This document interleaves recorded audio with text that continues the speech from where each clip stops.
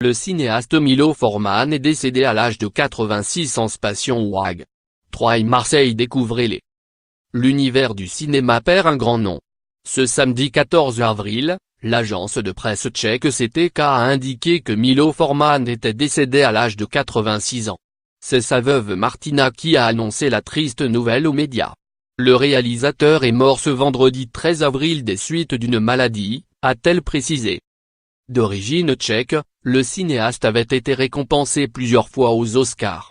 Vol au-dessus d'un nid de coucou, dont le héros n'est autre que Jack Nicholson, avait reçu l'Oscar du meilleur film, du meilleur acteur et du meilleur réalisateur. Pour Amadeus, il avait à nouveau obtenu l'Oscar du meilleur réalisateur.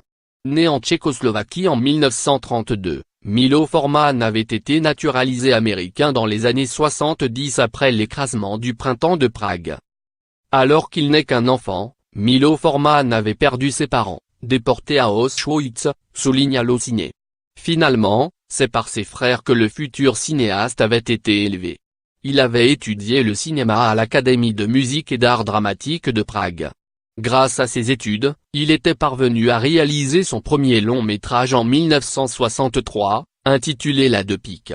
En 1965, le réalisateur s'était fait remarquer par les Américains, grâce à son film Les Amours d'une blonde. En voyage à Paris pour négocier un contrat avec Hollywood, Milo Forman s'était fait évincer des studios tchèques pour sortie illégale du territoire. Il avait alors quitté l'Europe pour les États-Unis.